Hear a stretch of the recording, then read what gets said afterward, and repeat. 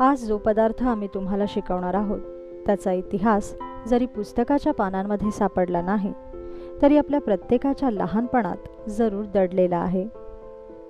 लहानपणी घरी हा पदार्थ बनवताना तुमची लुडबुड असायची.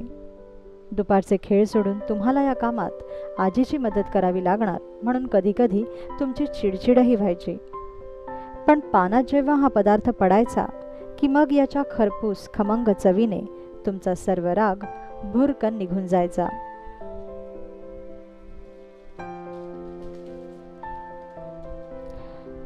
अशी असायची चव चवदार कुरडईची.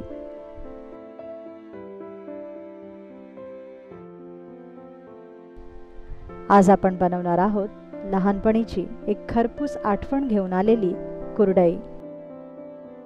कुरडई बनवताना थोडे कष्ट जरूर लागतात, पण कष्टाशिवाय फळ मिळणार कसं? त्यामुळे आज शिकूया कुरडईची पारंपरिक विधी. साधारणतः गव्हाची कुरडई जास्त प्रचलित आहे, तीही आपण लवकरच शिकणार आहोत. पण आज या व्हिडिओत आपण बनवतोय रव्याची कुरडई.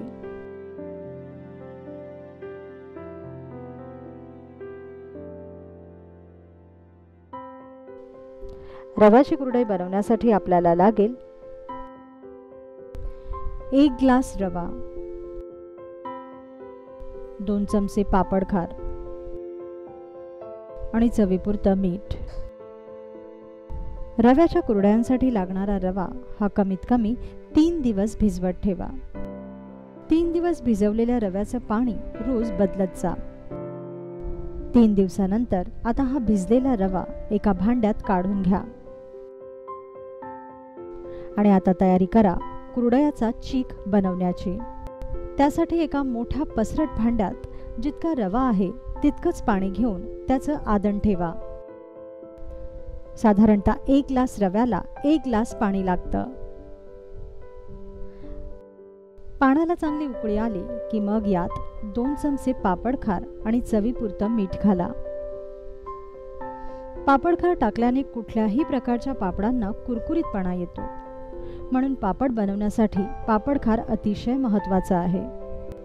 कुरडयांचा चीक चांगला शिजण्यासाठी पाणी योग्य प्रमाणात घेणं खूप महत्त्वाचं असतं. त्यामुळे अंदाजाने पाणी न घेता प्रमाणातच पाणी घ्या.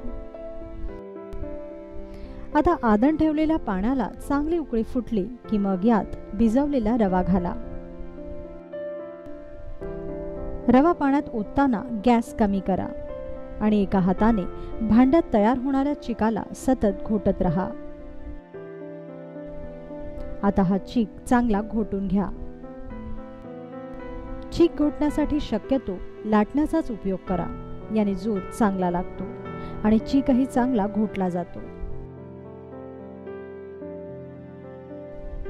लक्षात ठेवा की चीक घोटताना याच्या गुठळ्या तयार होणार नाहीत याची काळजी घ्या आणि मंद आचेवरच हा चीक घोटून घ्या. सतत घोटत राहिला की साधारणतः 5 मिनिटात रव्याचा हा चीक शिजतो. या चिकाची एक तारी तार तयार झाली की समजा तुमचा चीक पूर्णपणे शिजला. आता हा तयार झालेला चीक गरम असतानाच साच्यात भरा आणि प्लास्टिकच्या पेपरवर या कुरडया पिळून घ्या. कुरडयासाठी आपण जाड्या शेवची फिरकी वापरणार आहोत.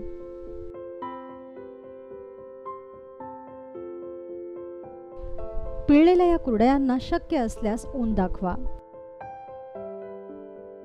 या कुरडया उन्हात किमान 2 ते दिवस चांगल्या वाळवून घ्या, म्हणजे या आतून ओल्या राहत नाहीत आणि वर्षभर चांगल्या टिकतातही. वाळलेल्या कुरडया मग कडकडीत तेलात खरपूस तळून घ्या.